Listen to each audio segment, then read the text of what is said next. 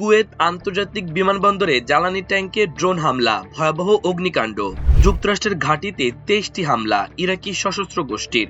ইরানে মার্কিন স্থল অভিযানে অংশ নেবে না ইসরায়েল। তেহরানে একাধিক বিস্ফোরণ, ভূগর্ভস্থ সামরিক স্থাপনায় হামলার দাবি সেন্টকমের। ইরান পুনর্গঠনে ১৫ থেকে ২০ বছর লাগবে বললেন ট্রাম্প।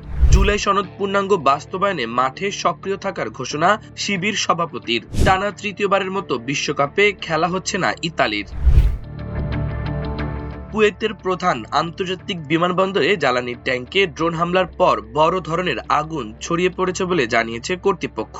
এই হামলাকে দেশটির কর্তৃপক্ষ দুঃসাহসিক বলে উল্লেখ করেছে। তাদের দাবি, ইরান ও তার সমর্থিত গোষ্ঠীগুলোর ড্রোন হামলায় বিমানবন্দরের জ্বালানি সংরক্ষণ ট্যাঙ্কগুলো লক্ষ্যবস্তুতে পরিণত হয়। বেসামরিক বিমান চলাচল কর্তৃপক্ষের মুখপাত্র আব্দুল্লাহ আল রাজহি জানিয়েছেন, হামলার ফলে জ্বালানির ট্যাঙ্কে আগুন ধরে যায় এবং তা দ্রুত বড় আকার ধারণ করে। জরুরি সেবা ও দমকল বাহিনী ঘটনাস্থলে পৌঁছে আগুন নিয়ন্ত্রণে কাজ করছে। তিনি আরো বলেন, এই হামলায় কোনো প্রাণহানির ঘটনা ঘটেনি, তবে অবকাঠামোগত ক্ষতি হয়েছে। এদিকে সৌদি আরব কুয়েত থেকে বের হতে চাওয়া মানুষের জন্য বিশেষ বাস সার্ভিস চালু করেছে। প্রতিবেদন অনুযায়ী এই নতুন রুটগুলো দিয়ে যাত্রীরা দাম্মামের বাদশাহ ফাহাদ আন্তর্জাতিক বিমানবন্দর অথবা কোয়াইশুমা বিমানবন্দরে পৌঁছাতে পারবেন। সেখান থেকে আন্তর্জাতিক ফ্লাইটে তারা নিজ নিজ গন্তব্যে যেতে পারবেন। কর্তৃপক্ষ জানিয়েছে, ফেব্রুয়ারির ২৮ থেকে কুয়েতের আকাশসীমা বন্ধ রয়েছে, ফলে দেশ ছাড়তে ইচ্ছুক বিদেশি নাগরিক ও বাসিন্দাদের জন্য বিকল্প ব্যবস্থা হিসেবে এই বাস সার্ভিস চালু করা হয়েছে। ইরাক সহ মধ্যপ্রাচ্যের বিভিন্ন অঞ্চলে থাকা মার্কিন সামরিক ঘাঁটিগুলোতে গত একদিনে ২৩টি হামলা চালানোর দাবি করেছে ইরাকি সশস্ত্র গোষ্ঠী ইসলামিক রেজিস্ট্যান্স ইন ইরাক। বুধবার এক বিবৃতিতে গোষ্ঠীটি এই তথ্য নিশ্চিত করেছে। বিবৃতিতে বলা হয়, মার্কিন ঘাঁটিগুলো লক্ষ্য করে কয়েক ডজন ড্রোন ব্যবহার করে এই হামলা চালানো হয়েছে। তবে এসব হামলায় কি পরিমাণ ক্ষয়ক্ষতি বা হতাহত হয়েছে সে বিষয়ে বিস্তারিত কিছু জানানো হয়নি। মার্কিন সামরিক বাহিনীর পক্ষ থেকে এই ব্যাপক ড্রোন হামলা নিয়ে এখন পর্যন্ত কোনো আনুষ্ঠানিক প্রতিক্রিয়া পাওয়া যায়নি। তবে এর আগে পেন্টাগন জানিয়েছিল, এ অঞ্চলে তাদের ওপর হওয়া যে কোনো হামলার কঠোর জবাব দেয়া হবে। ইরানে যুক্তরাষ্ট্রের কোন স্থল অভিযানে ইসরায়েলি বাহিনী অংশ নেবে না। ইসরায়েলি গণমাধ্যমের প্রতিবেদনে এ তথ্য জানানো হয়েছে। চ্যানেল 12 গত রোববার জানিয়েছে, যুক্তরাষ্ট্র যদি স্থল হামলা চালায় তবে ইসরায়েলি সেনারা স্থলভাগে অংশ নেবে না।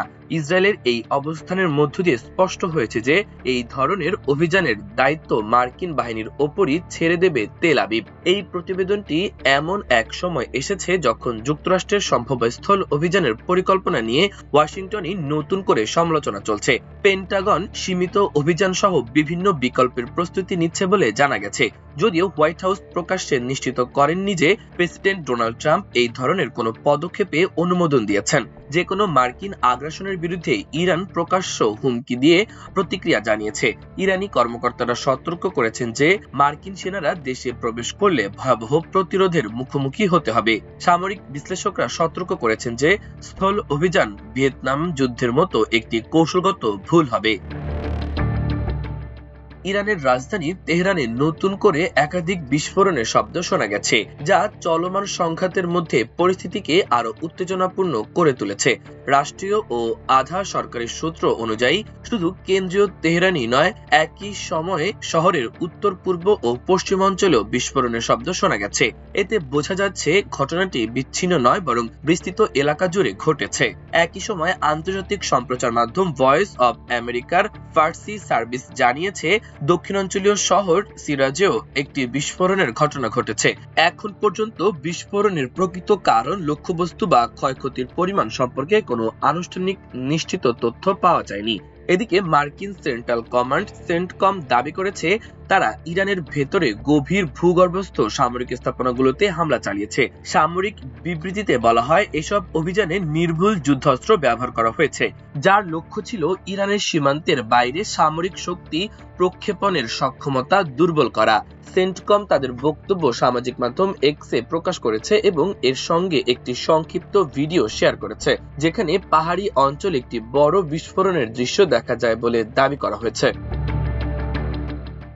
যুক্তরাষ্ট্র ও ইসরায়েলের তীব্র হামলায় ইরান এতটাই বিধ্বস্ত যে দেশটি পুনর্গঠনে অন্তত 15 থেকে 20 বছর সময় লাগবে বলে দাবি করেছেন মার্কিন প্রেসিডেন্ট ডোনাল্ড ট্রাম্প। বুধবার হোয়াইট হাউসে সাংবাদিকদের সঙ্গে আলাপকালে তিনি এই মন্তব্য করেন। প্রেসিডেন্ট ট্রাম্প বলেন, আমরা ইরানের সম্ভাব্য সবকিছু ধ্বংস করে দিতে চেয়েছিলাম।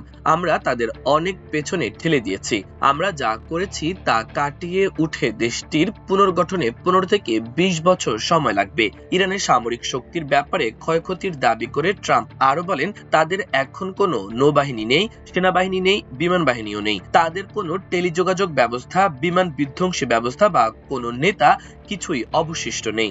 আলোচনার বিষয়ে ট্রাম্পের অনড় অবস্থান ফুটে ওঠে তার পরবর্তী বক্তব্যে। তিনি বলেন, তারা যদি আলোচনার টেবিলে আসে তবে ভালো, কিন্তু তারা আলোচনায় এলো কিনা তাতে এখন আর আমাদের কিছু যায় আসে না।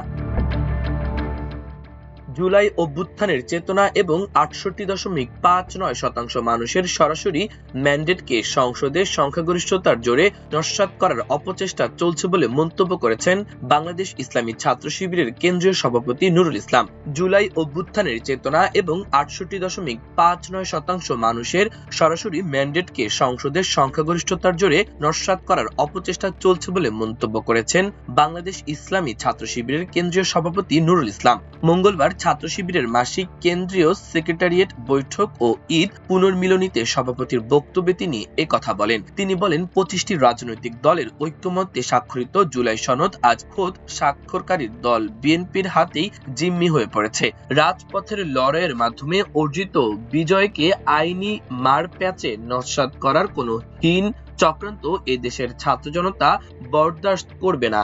জুলাই সনদ পূর্ণাঙ্গ বাস্তবায়নের মাঠে সক্রিয় থাকবে ছাত্র শিবির। ত্রয়োদশ জাতীয় সংসদ নির্বাচনে একক সংখ্যাগরিষ্ঠতা পাওয়া মানেই জনগণের এই সরাসরি রায়কে অগ্রাহ্য করার লাইসেন্স পাওয়া নয়। 133টি অধ্যাদেশের মধ্যে রাষ্ট্র সংস্কারের জন্য সবচেয়ে গুরুত্বপূর্ণ ও জনগুরুত্বপূর্ণ অধ্যাদেশগুলো বাস্তবায়নে সরকারের এই গড়িমসি ও টালবাহানা মূলত জনগণের ম্যান্ডেটের সাথে স্পষ্ট বিশ্বাসঘাতকতা। জেনিৎসার বিলিনো পোলি স্টেডিয়ামে আজ ফুটবল বিধাতা যেন ইতালির দিক থেকে মুখ ফিরিয়ে নিলেন। 12 বছরের আক্ষেপ ঘুচিয়ে বিশ্বমঞ্চে ফেরার যে স্বপ্ন নিয়ে জেনিৎসায় পা রেখেছিল আর্জেন্টিনা, তার শেষ পর্যন্ত ধূলিসাৎ হয়ে গেল পেনাল্টি শুট আউটে। তাতেই টানা 3 বার ফুটবলের মহাযজ্ঞে দর্শক হয়েই থাকতে হচ্ছে 4 বারের বিশ্ব চ্যাম্পিয়নদের। প্লে অফের ফাইনালের প্রথমার্ধে 1 গোলে এগিয়ে ছিল ইতালি, কিন্তু দ্বিতীয়ার্ধে একটি গোল হজম করলে নির্ধারিত 90 মিনিট শেষ হয় 1-1 গোল ব্যবধানে। অতিরিক্ত 30 মিনিটের খেলাতেও আসেনি ফলাফল, ফলে ম্যাচটি গড়ায় অতিরিক্ত সময়ে। টাই ব্রেকারের ভাগ্য পরীক্ষায় প্রথম শটেই গোল আদায় করেন বসনিয়ার বেঞ্জামিন তাহিরোভিচ। অন্যদিকে ইতালির হয়ে শট নিতে এসে মিস করেন পিও এসপোসিতো। দ্বিতীয় শটে দুদলই গোল পায়। পরের শটে বসনিয়া গোল পেলেও মিস করেন ইতালির ব্রায়ান ক্রিস্টান্তে। আর চতুর্থ শটে গোল পেয়ে গেলে 4-1 ব্যবধানে জয় নিশ্চিত হয় বসনিয়া ও হার্জেগোভিনার। তাতেই বিশ্বকাপের টিকিট পেয়ে যায় দলটি। ম্যাচের শুরু থেকেই আক্রমণাত্মক ফুটবলের পসরা সাজায় ইতালি। প্রথমার্ধের 15তম মিনিটেই দুর্দান্ত এক ফিনিশিংয়ে দলকে লিড এনে দেন ইতালির ফরওয়ার্ড ময়েস্কিন। এই গোলের মাধ্যমে 12 বছরের বিশ্বকাপ আক্ষেপ মেটানোর পথে বড় এক ধাপ এগিয়ে যায় আর্জেন্টিনা।